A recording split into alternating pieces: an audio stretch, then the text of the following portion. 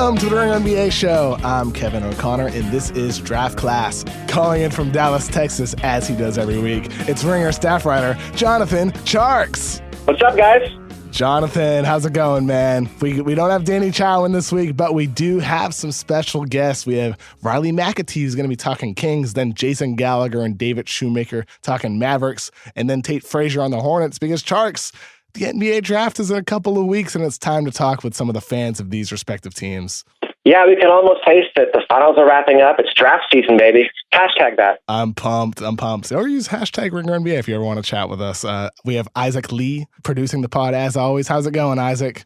I'm good, man. We're recording this on a Thursday morning. Some news is breaking. We do have an emergency NBA pod that's taping concurrently, and you guys can check that out on our Ringer NBA feed. Yeah, Chris Ryan and Justin Verrier are bringing on Ben Dietrich, who broke the Brian Colangelo story on The Ringer last week. They'll be discussing Colangelo's exit from Philadelphia and what's to come. Anyway, let's get to the pod.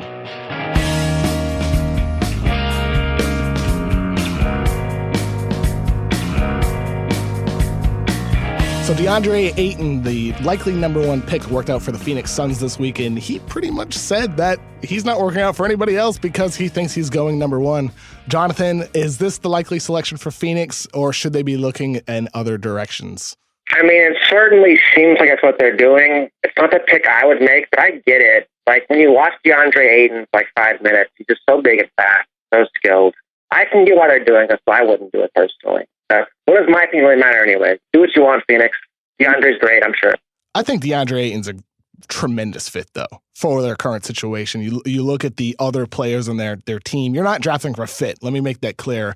But it just does so happen that he does fill a position of need alongside Devin Booker, who's already going to really handle a lot of the ball handling and playmaking responsibility. Josh Jackson, who can also handle and play make a little bit. Then even a guy like TJ Warren at forward. I think Ayton, they need a true big, an anchor, a potential anchor on their defense, and someone who can... Potential is definitely the word for that. And that's where Phoenix Suns fans tend to really worry about, why are we passing on Luka Doncic here?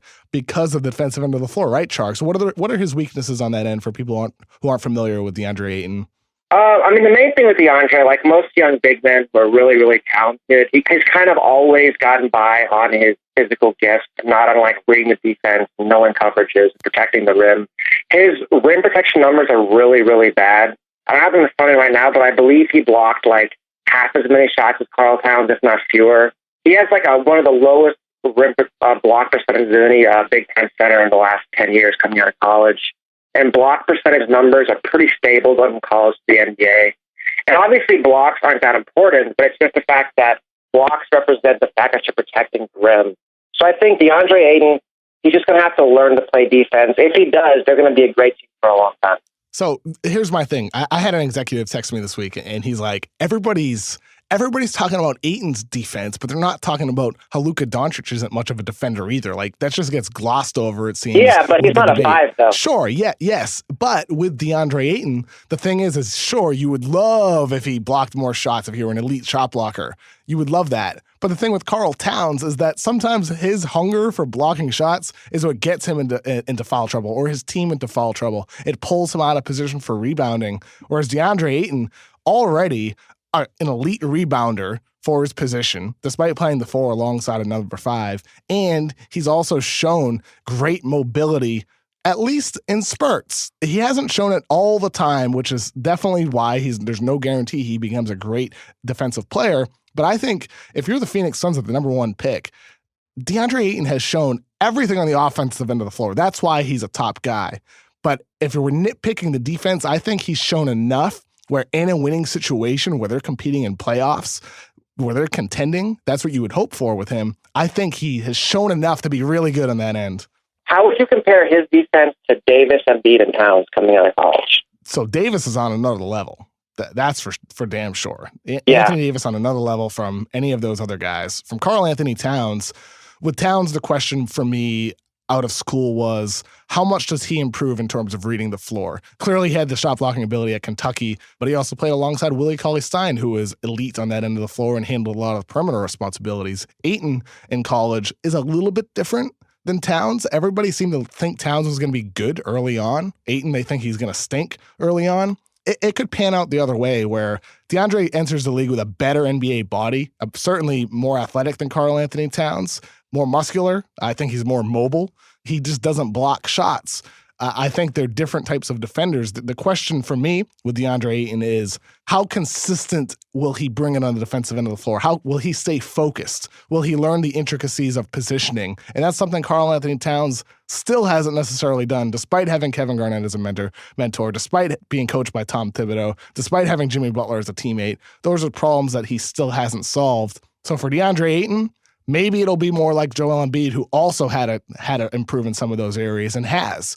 I think Ayton has shown a willingness to learn, and he has improved. Whoa. Hold on. You're saying he's as good as Embiid was on defense? No, I'm not saying that. I'm saying Joel Embiid okay. had issues with positioning, with the little intricacies You of would defense. say Embiid was starting from a much higher point than Ayton on defensive progression. Like, I would rank it Davis, Embiid, Towns, Ayton, 1 to 4 on defense, right? Coming out of college. I would agree with that in terms of the ordering of operations, but I do think with Karl Towns, maybe looking back, it's easy to say in hindsight, but maybe a little bit was put into his shot blocking, a little bit much. Maybe there's a little bit too much value placed on the fact he was just swatting everything around the rim instead of like, oh, why is he actually going for some of these things? It's not going to work in the NBA. Or is he- I guess here's my thing too, though, Kevin. I keep going back to that NCAA tournament game against Buffalo. When my man Jeremy Harris, a 6'7" combo forward who probably wouldn't be a professional basketball player, he kept calling out Ayton on switches. He said, our season's on the line. Give me the number 1 overall pick. I'm about to do this guy up and get him up the entire game. Frankly, it was a little embarrassing. Maybe that'll make Ayton work harder because like that, watch that game and tell me you're not worried about his defense. That was embarrassing. We had this debate last year in regards to 2 forward prospects. I just think there can sometimes be too much placed on one game or one practice, or I just think you got to project ahead with DeAndre Ayton. And yes, there's certainly concern with the defensive end of the floor, but it's not like there isn't also promise with his mobility, promise with his rebounding, which is a very important part of the defensive end of the floor, or the fact that I think he also does a good job of altering shots without fouling too. And that's a little thing to me. I'm going to put this out there right now. I'm putting it out. Jaren Jackson is going to be a better big man than DeAndre Ayton. Like, I get passing on Luka for a big man, but I'll take Jaren 10 of 10 over DeAndre Ayton. I don't even care. And that's why you have Jaren Jackson ranked ahead of Ayton, right? Yeah. I think it's a bold take for sure. I think DeAndre Ayton, just to turn this around the other way, and that's why he's the number 1 prospect on a lot of people's boards, is because of the offensive end of the floor. Ayton is just, to me, on another level over Jaren Jackson on defense. And I can understand, Tjarks, why you want the greater certainty on defense, but Ayton's finishing around the rim as a potential lob threat, if you're spreading it out with 4 shooters and having him just rim run, his potential as a go-to scorer when you need it at the end of the clock, his ball handling upside. I think DeAndre Ayton's passing ability is on a far higher level than Jaren Jackson too. Doesn't mean he'll get there, but there's a chance he's one of the best big men in basketball. That's why he's going number 1. I just don't see that with Jaren Jackson. The other question is, what do you think they do at 16 if they take Ayton at 1? Think they trade that pick? Think they want to get a veteran? What's their plan at 16 today? I think you got to be flexible, certainly, in what you're going to be doing at that spot. I think adding another ball handler would be nice if you're able to get a more of a pure point alongside Devin Booker, maybe like a Colin Sexton or a Shai Gilgeous-Alexander, or the guy that I really love in this draft, Eli Okobo. Right? Okobo, yeah. Yeah, I like that guy. Yeah, you like Eli Okobo. What is it about Okobo that you like? Because a lot of people are like, who the hell is this? I'm just like them. I watched his tape for the first time last week, so I'm no expert. I just say, like, he's got good size, really good shooter, competed high level in France. Kevin, you probably watched more than him than I have. Can you go on and do a little more what Okobo's strengths are? Yeah, to me, so all the point guards in this year's draft, Trae Young, Colin Sexton, Shai Gilgeous-Alexander, those are the top 3 guys that are mentioned a lot in the lottery. Eli Okobo is a 20-year-old point guard from France, and to me, he's not that far separated from that top-tiered group. I can see that. He might even be better than a couple of them if we had more exposure to him. I think with him, he's somebody who grew up playing the 2 guard. He's still learning the point guard position.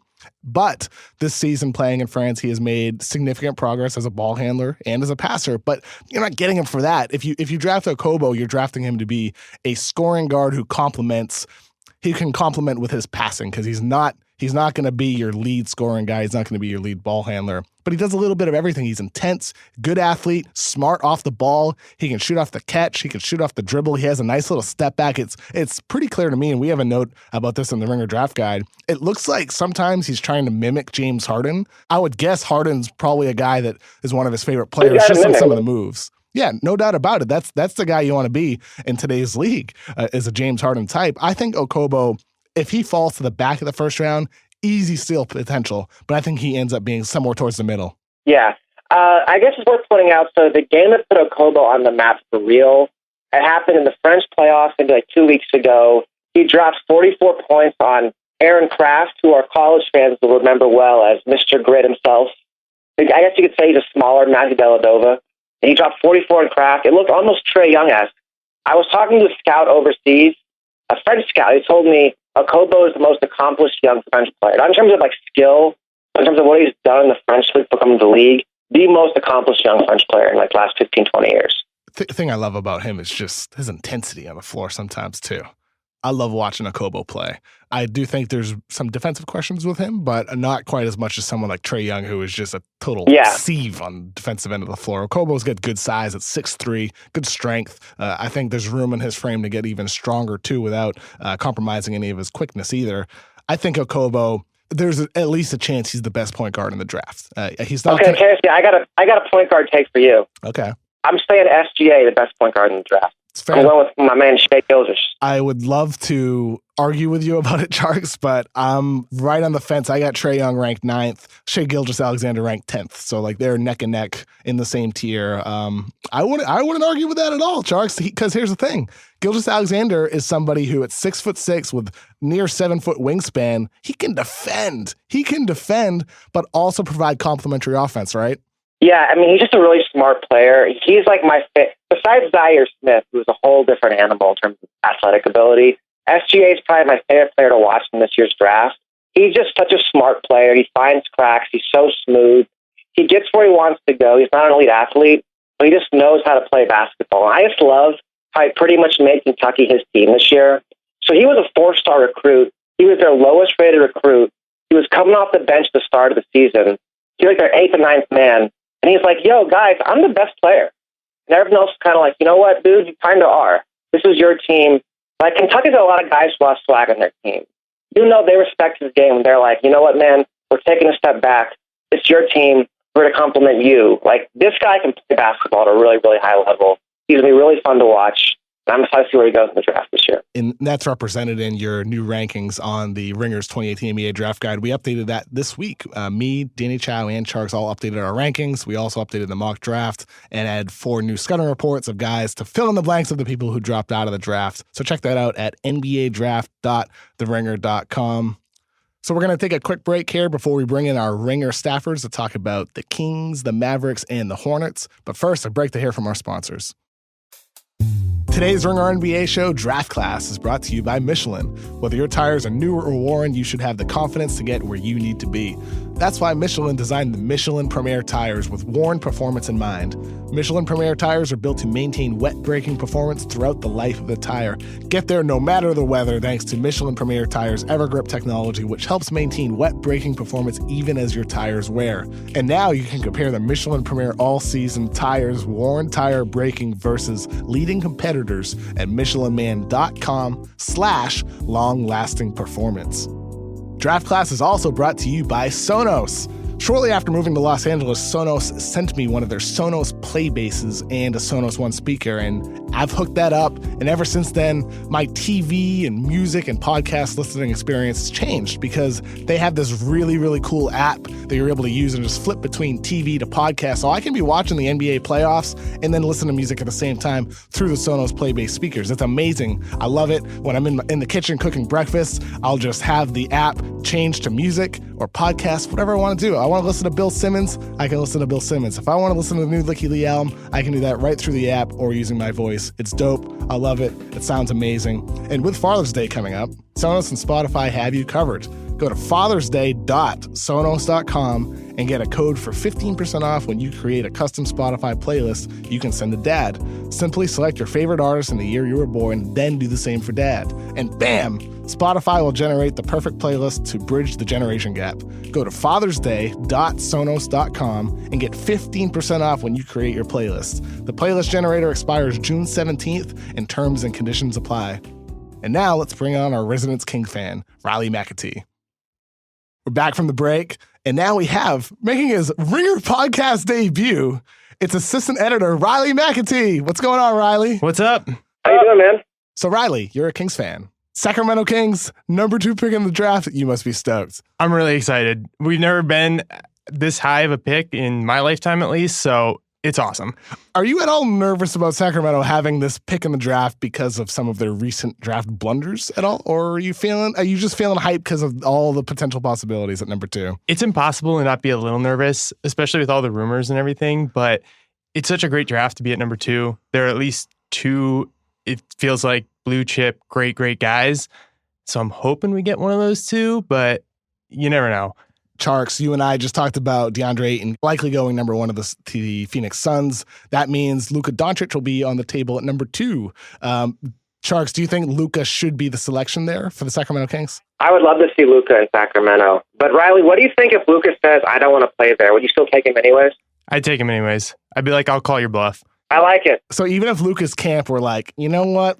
We don't want the Kings. We'd rather him somewhere else. You still would want to take that risk, knowing that he doesn't really want to be there. Like, so when free agency comes up for a couple years from now, he might want to bounce. We'll convince him. We'll take him to Tahoe. We'll be like, look at how beautiful Northern California is, and he'll be like, wow, I love this place. And I think that's part of it. I think you're right, Riley. Where if Luka's camp did happen to not want Sacramento, you need to bring him in, like, make it a winning situation, because Sacramento has had really, really good fans for a long time when the team's winning, right? Yeah, the fans in Sacramento are great. I mean, they're really, truly fantastic. Obviously, I'm deeply biased with this answer, but I do think he'll find a home in Sac. How do you like the fit with De'Aaron Fox if they did take Luka Doncic? Do you worry about too many cooks, too many ball handlers at all? I don't worry about that so much because I think that Doncic is a guy who you can just kind of hand the keys to. And Fox, I love Fox, but he hasn't really flashed that as a rookie. I mean, maybe he'll become that guy, but I just think that worrying about the fit is kind of overthinking it. You just want to take the best player, get talent on the floor, and then figure it out later. I totally agree that you can't worry about that. You got to take the best player available, the guy that you think is going to change your franchise. But with that said, Tjarks, if you did take Luka and it did become a little bit of an issue where maybe Fox never develops into the off-ball shooter that he needs to in order to make that work like it can, do you think Fox is somebody that you would try to flip, maybe even early, try to get another draft pick for someone like him? I think so. I think with draft picks, like, Riley remembers Thomas Robinson. If you foul on a guy, then hit him as fast. Riley's shaking his head, rolling his eyes. He looks sick to his stomach. He wants to leave now. Don't even speak that name.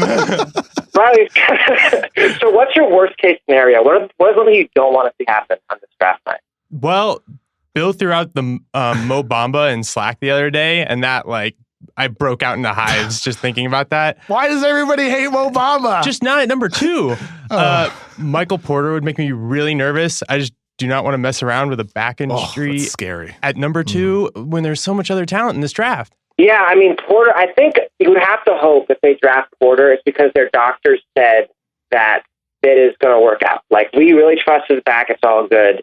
They're not going to do it unless their doctors give them a thumbs up, I think. And I guess they did draft Harry Giles last year. They're not going to take risks. We talked about this in Slack yesterday, Tjarks. I just don't think Harry Giles at the 20th pick is a risk. I don't think Papagiannis at 13 is a risk either. I think Papagiannis is a risk. I don't know, man. 13th pick. You get a good player at 13. That was a risk. The thing about Papagiannis is none of the other players that were in that range have amounted to anything. Exactly. And we got him in a trade where we also got the rights to Bogdan Bogdanovic, and he just had a good year for us. For sure. I think, after Papagiannis, 14, Denzel Valentine, Juan Hernangomez, Gershon Yabusele, Wade Baldwin, Henry Ellison, Malik Beasley. The next good player that was drafted, Karis Levert at 20, and he wasn't even in the conversation at 13. So I look at that, not really a risk at 13. It was a calculated... It was like a gamble, yeah. It was a little gamble. I mean, a guy that they liked more than other teams did. Kevin, they waived him, though. They waived him at the end. They waived Papagiannis because he stinks. But taking the selection at 13 wasn't necessarily a risk. He just turned out to be lazier and worse than they expected. Wait, hold on. Isn't that the definition of a risk? No. That's like the definition. No, because they viewed. I can't believe I'm defending the Kings drafting Papagiannis. I know, we got him in the corner now. We got him in the corner. But I just don't. Maybe my risk threshold is completely different than yours, but I just don't think Harry Giles at 20, a guy who was ranked the number one high school prospect, is a risk at 20. I don't think Papagiannis in a draft where there wasn't a lot of high-end talent available at that point is a risk. I think it would be a risk if you took Papagiannis with the 5th pick. It was a risk for the Suns to take Dragon Bender in a year where he was so raw physically and with his skills ahead of guys like Chris Dunn, Buddy Hield, Jamal Murray. That was a risk. I think Bender. I guess speaking of Buddy, Riley, what do you think about Buddy and the rest of these young guys? Who do you like on the team right now going forward as like your young core of the future? I like Buddy a lot. He was definitely good as a 6th man for us. He kind of struggled at the beginning of the year when he was starting, and then we brought him off the bench, and he was like this great spark plug. He's one of the best 3-point shooters in the league for a while. Yeah, he definitely has a Off future. screens, right? Mm-hmm. Yeah.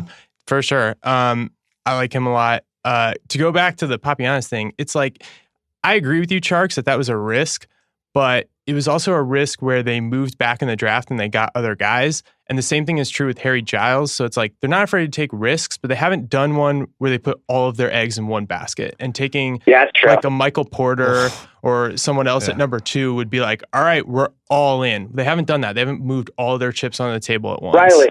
Yeah. What would be your ideal starting 5 next year? Like let's like the best case scenario. Who's your starting 5? Let's say Harry Giles if he becomes something. I like it. Fox.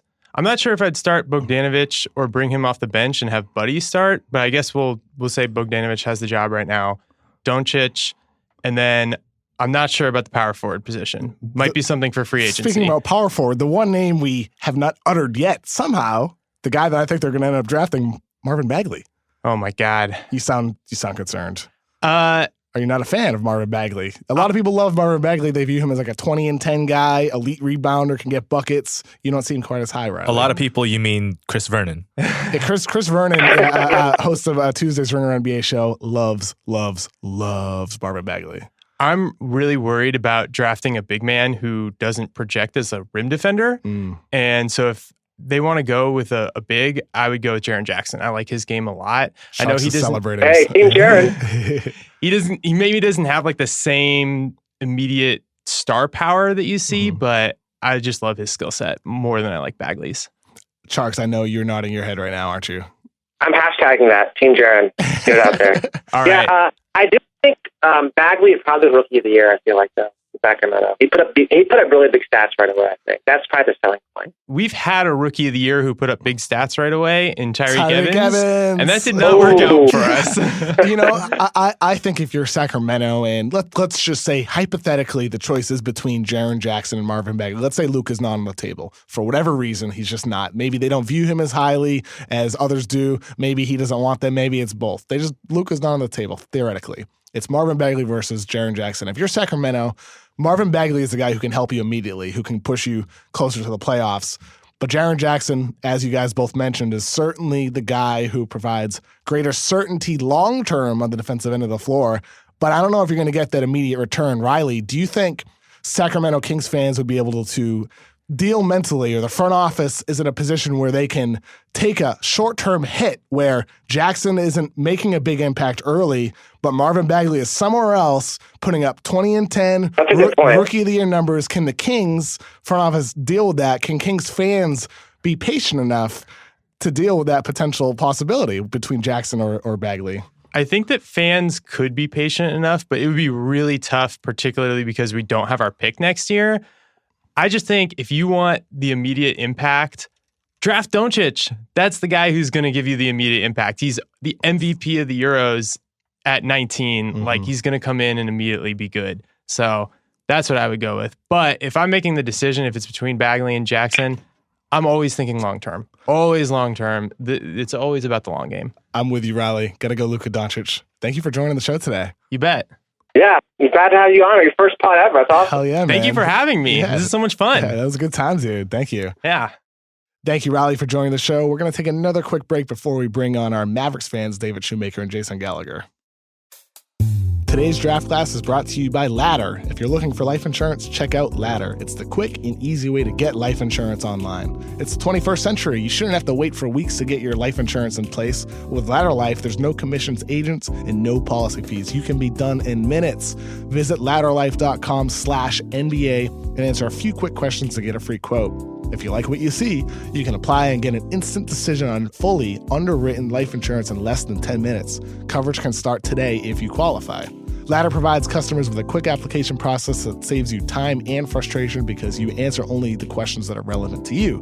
Coverage is available from $100,000 up to $8 million. Ladder's dynamic life insurance lets you get something in place now and apply for more or decrease your coverage with no penalties or fees. With Ladder Life, you get instant decisions and instant peace of mind. Visit ladderlife.com/NBA to get a free quote and get life insurance checked off your list today. And now, let's bring on our Mavericks fans, David Shoemaker and Jason Gallagher. And we're back with our resident Mavericks fans from TheRinger.com. And I'm going to pass this on to you, Tjarks, because we need to run the triangle right now for some Dallas Mavericks talk. I'm really excited. This is the best thing we've ever done. We're doing Mavs talk. We've got the great David Shoemaker, the art director and host of the Press Box pod with Brian Curtis. Fantastic. Ooh. And then we got producer Jason Gallagher. They're both from Dallas. They're both Mavs fans. Let's talk shop, folks. Let's do it. Let's do this. For the draft stuff, we're looking at probably a post-start future soon. Who do you guys want at 5? What are you rooting for? If we were picking at 3, I would be holding out hope that Luka Doncic would fall to 3. Picking at 5, I'm holding out hope that Jaren Jackson somehow slides to 5. My guy. The Ringer mock draft is, one of the great creations, one of the wonders of the modern world. But that said, I was putting all of my stock in other mock drafts that I saw that had Jaren Jackson, like on lottery day, that had Jaren Jackson at like 5, 6, 7, 8, because people hadn't really dug into him yet. Right. And I was hoping that we were the outlier. Now it seems like a lot of other people have caught up, or at least started reading the Ringer mock draft. So they had. He's climbing the charts. But I mean, those are my guys. I don't think there's any way that Luka slides to 5, but I guess there's some scenario in which he slides to 3 and there's a trade or something. I don't know. I mean, but the big rumor is that it's somehow, some way he falls to 4. Then the Mavericks would try some extravagant trade with Memphis. Well, here's what it is. Yeah, go for it. They would take Chandler Parsons' contract back. What do you think about that? Goo.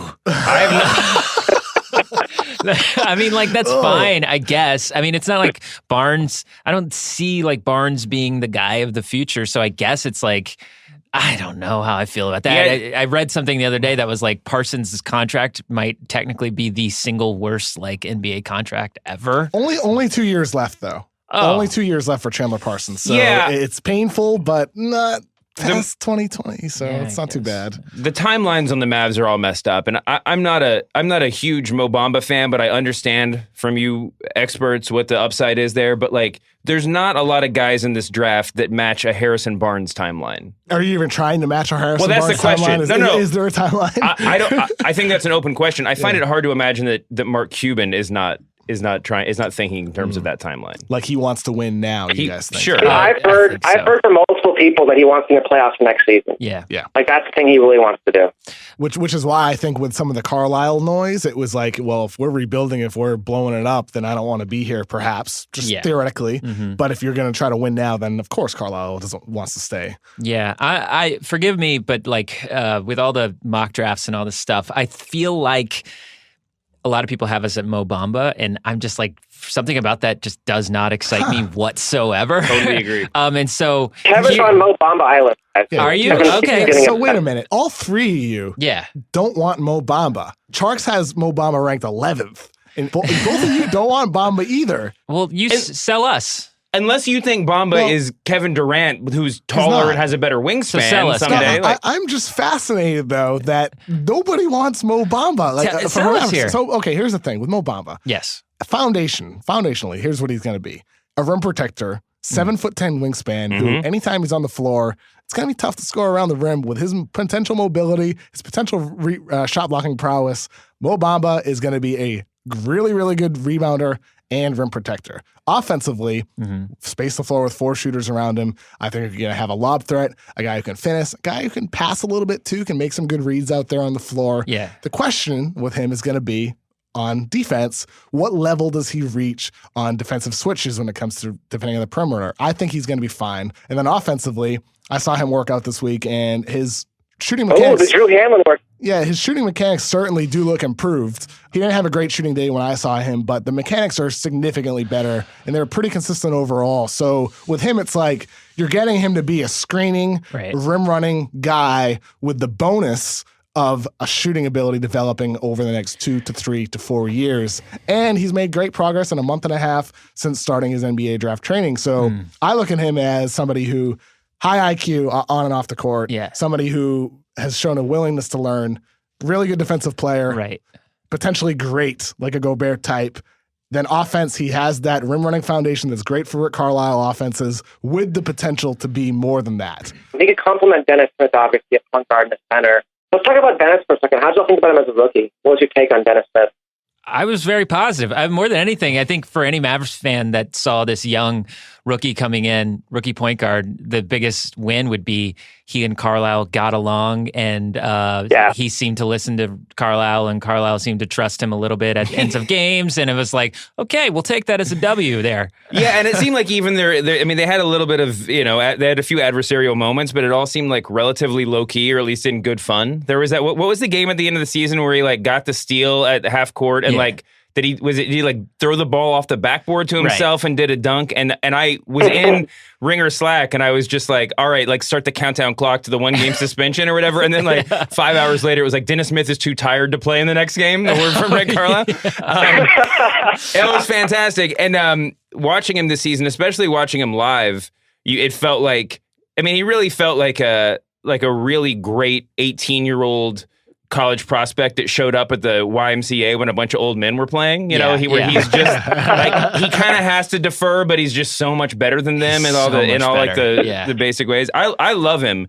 and I can imagine the DSJ Mo Bamba connection, but it seems very there's something very video game creative player about that combo or something. I'm not all there. I suppose he would be a really good, because in a lot of ways, if you're talking about when now, you have to think about who is going to be out there with Dirk, and someone you kind of have to have someone like Mo Bamba. Sure. You can't. Which one of the other two big guys was worse defensively? Was it Bagley? Bagley. Bagley. Yeah. Exactly. Him. Bagley's the worst, though. Him with Dirk would be a nightmare, right? Yeah, but even Dirk and Mo, if they somehow got Mo to a playable state by the playoffs, a starting center, at least a 15-minute player in the playoffs, I feel like Bamba and Dirk would get run off the court every night. I hate to say it, guys, but Dirk in the playoffs does not go well. Yeah, I know. That's the problem. Yeah. Love Dirk, but Tjarks, is there anything Bamba can do between now and the draft that can win you over for him? I'm curious. If they drafted him, I'll talk myself into it. Yeah, same. He absolutely. Kevin wanted really to do smart. a big anti-Bamba thing, and I'm like, I gotta take my time back to get Bamba on the Mavs. I gotta be that's Rudy Gobert. I'll follow him on. Whatever. Yeah, same. I got one question, because I've been told I was crazy. I'm a think outside the box kind of guy. You are. I've talked myself into a lot. I secretly, deep down, I'm take Trae Young. Whoa! I'm sorry. That is a take. Trade Dennis Smith? No, keep them both. Oh. Let's go. Splash Brothers 2.0. I'm really, really high on Trae Young. And I just think the way he was able to score, and combined with his usage, and that he showed up in that NCAA tournament game, I was just the guy's got it mentally. And I believe it. I fully believe it. And I just feel I just don't want to be the team that passes up on a player like that. I'm really, really high on this guy, and I'm sorry. I think that would have the makings of a Portland 2.0, Damian Lillard, CJ McCollum. Really, really fun to watch. Great in the regular season, but not enough defense in the backcourt for the playoffs. This is a stacked draft in a lot of ways, but maybe it's just because the Mavs. I've been thinking about the Mavs as a top, having a top pick for so many months. I have so much anxiety about the lottery selections. Yeah. There's a lot of guys who I would love to take at 10 or 11. And Trae Young is one of those guys. Michael Porter, who I love to death, but you got the injury issues. There's a lot of guys who I would feel really cool about the Mavs taking at 10. You'd almost rather be at 10 in a weird way, because it's 5 is where you really can screw up. 10 is the gamble, and we are kind of I got. No, see, But what I'm thinking, though, like, if you're at 10, you might draft a guy who falls out of the league. And, like, I don't have much confidence in the Mavs front office. But at 5, the worst case you draft a guy will be in the league in 5-10 years. It's tough because you guys are at 5. And I'm curious, if the top 4, it goes like it does in our mock draft right now on the Ringer. Ayton, number 1, Doncic, number 2, Jackson, number 3, Begley, number 4. I want to know, who are you guys each taking with that 5th pick? Let's start with you, Tjarks. I might trade down if I could. Oh, you're staying. You got to take somebody at 5. You have to take somebody at 5. You got to stay. Play the game. Okay, I'm going to take Miles Bridges. I don't even care. I love Miles Bridges. That's fair. Wow. How about you, Shoemaker? This is such a hard mental exercise because I have convinced myself that the top 4 will not go the way that you just said. But if I have to deal in reality right now, I could talk myself into Bamba. And if not, if you feel good about Michael Porter's health, I really like the idea of just getting, kind of going the route that Boston meant to do before the season started, even though they had all those injuries.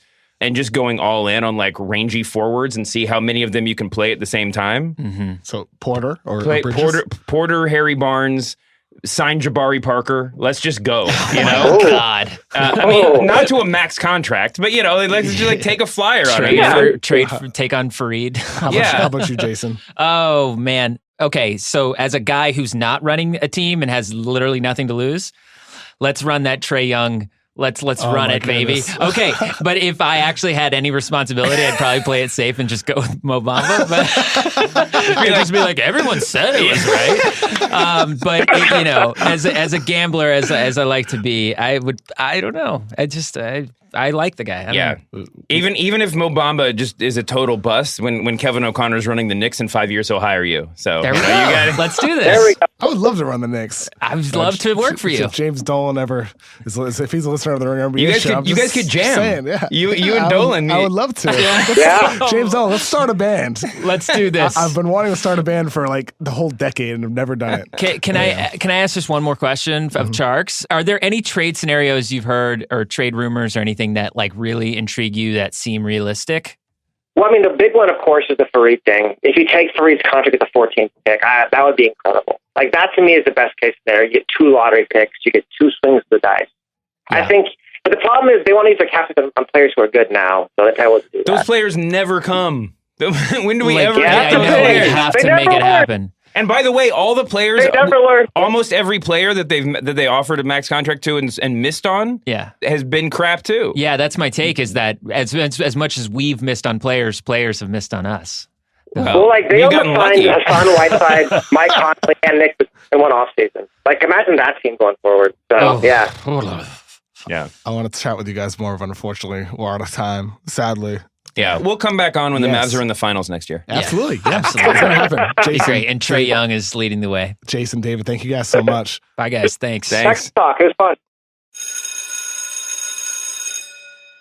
And now we have talking Charlotte Hornets. The guy used to produce the Ringer NBA show. Yes. He has moved on from us. Yes, he's the host of the One Shining podcast with Mark Titus. It's Tate Frazier. What's up, Kevin O'Connor? What's up, Jonathan Tjarks? It's so weird to be in this position, talking on this side of the microphone with you guys, but I'm happy to be here. I have no notes. You guys prepare so much for this podcast, as I know.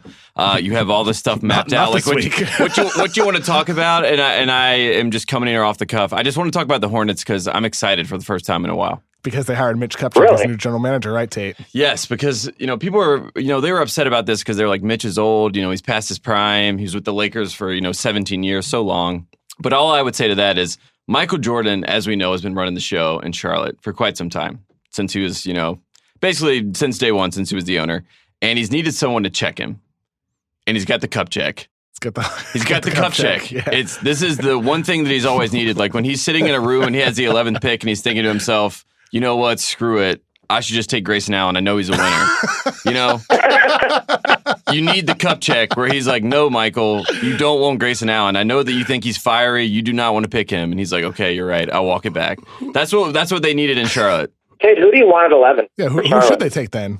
When Kupchak checks Michael Jordan. The other thing that Michael Jordan really wants is to get rid of money. He doesn't like paying people. That's one of the biggest things that Michael Jordan has. So he wants to get rid of all these guys. He has a bunch of huge contracts, which he's not happy about. So he brings in Kupchak. And what I think is going to happen is they want to dump these contracts. I think they want to dump Dwight at some point. I think they may, start the season with him, whatever. But that 11 pick, I don't know if they want to pay a rookie, whatever the $3 million or whatever it would be. I don't think they want to do that because then they might get in the luxury tax, right? They're right there. They're pretty close. Right now they have $117.9 million in guaranteed salary already for next year before their pick, before bringing back any like Travion Graham or whoever. For what? Like, for what? Why? Who are they paying all this money to is what I'm saying. And I know that Jordan is looking at this and he's like, we got to figure this out right now. We got to move some money around. And they're not going to sign NCW back, right? He's not going to come back, I don't think. Graham might come back. We'll see what happens with that. So they have to get a backup point guard for Kemba.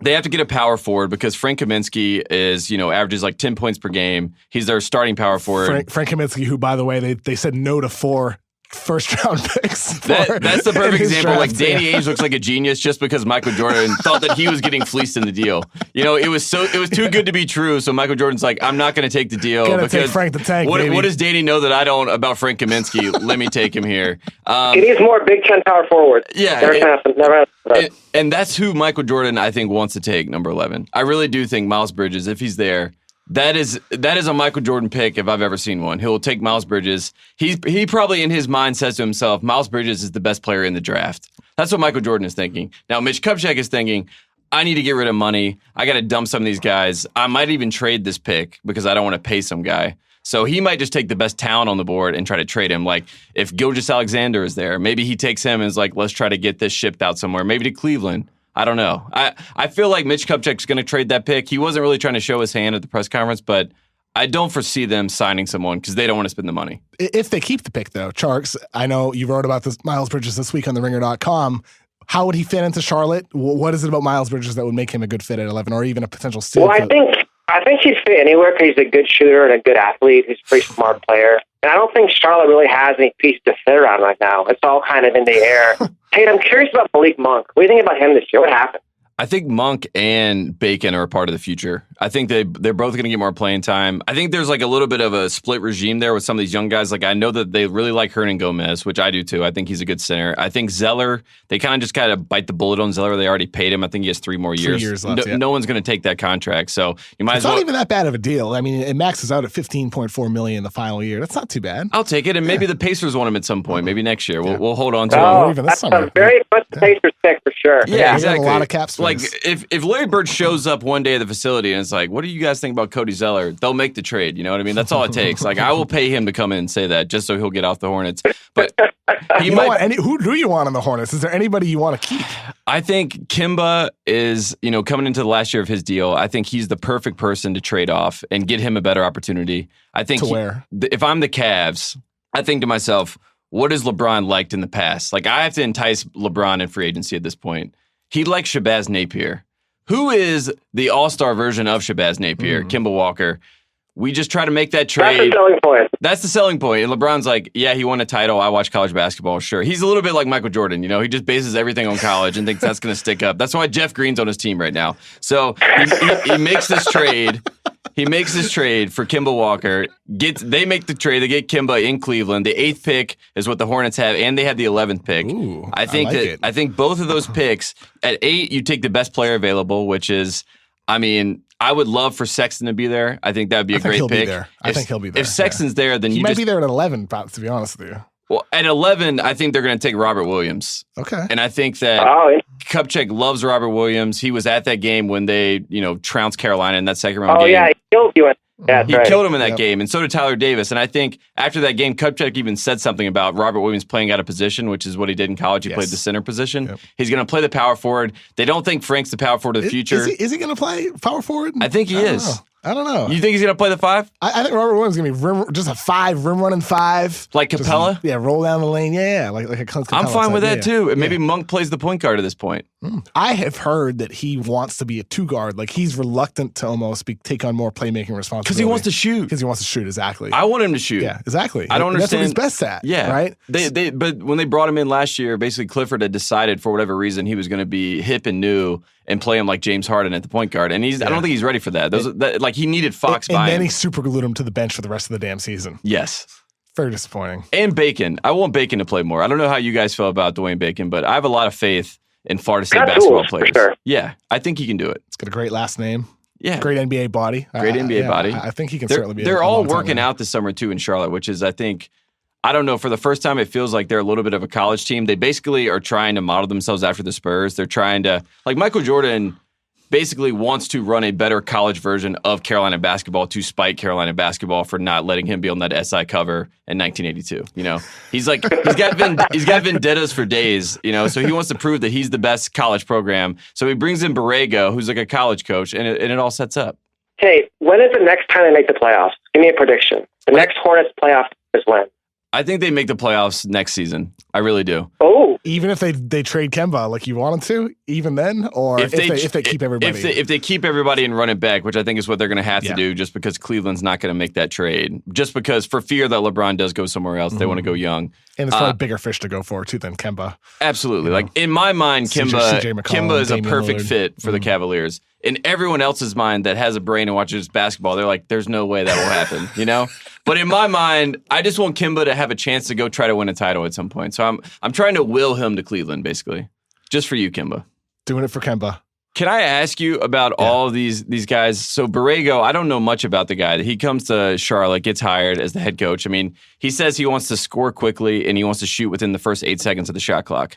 Kemba Walker and Dwight Howard have never, ever been able to do that in their entire lives, nor will they be able to. Dwight Howard yeah, wants to they don't have the personnel to do that. So, like, that means they have to make a trade if that's the way Borrego is going to play. And that seems to be the philosophy Kupchak wants to run. So all that to be said is, if you're another one of these teams that wants a veteran piece, like if you are the Mavs or whoever and you want to make a real run, why aren't you calling the Hornets to try to get Kemba or Dwight? I think they have value. Kemba does. Yeah, certainly Walker has value. Dwight Howard wasn't horrific last year. He wasn't horrible. Just his contract He is high. yeah, So high. He got one third team All NBA vote, folks. he got one. One vote. We're gonna find out soon who that was. I can't wait because I'm going to send that person a thank you basket for all they did for us. Yeah, the problem is the salary at $23.8 million, but it's expiring. Right. Just 1 year left. Yeah, You know, dump him. If you want to bring in Dwight for 1 year, perfectly fine. But you're right that those players do clash with the style of play that he wants to play. Yeah. Tate, last question. Hornets in the clock 11 pick. They're keeping it, not trading it. They're willing to go into the luxury tax with this draft selection. Who's the selection? Mikal Bridges, who's somehow on the board. I love it. Tate, thank you so much for joining the show, man. Appreciate it, guys. coming on, Tate. Of course. Draft class. What a time. Thank you again to Tate for joining the show, to Charlotte Hornets, and to Jason Gallagher and David Shoemaker on Mavericks, and then Riley McAtee on the Kings. Now it's time for grades. Isaac, what up? What up? Jonathan Tjarks, let me start with you. Great Mavs talk today. As a producer, I always love it when you personalize your analysis and tell anecdotes. Also, you said Jaren Jackson over DeAndre Ayton. That's the kind of catering to your producer take I love. Plus, you said you'd take Miles Bridges at 5 if he was available. Honestly, at this point, you're really just forcing my hand. You get an A+ for your pro Michigan State takes. Well, Tom Izzo was terrible this year. How about that? Yeah, Tom was Izzo really, was really really bad. terrible. On a different note, Kevin O'Connor. Hi. My grade for you today is very unrelated to the podcast. You guys know I love NBA Desktop. I spend an unhealthy amount of time with Jason Concepcion in my daily life as a producer of Binge Mode. The last episode featured an investigation into the Kevin O'Connor story, aka Gate. And honestly, after watching that, I'm uncertain as to whether I should believe your story anymore. Are you kidding me? Shout out to Dylan, Tanya, and Mose, by the way. Great job on that video. Kevin, you get a D-. Listen, it happened.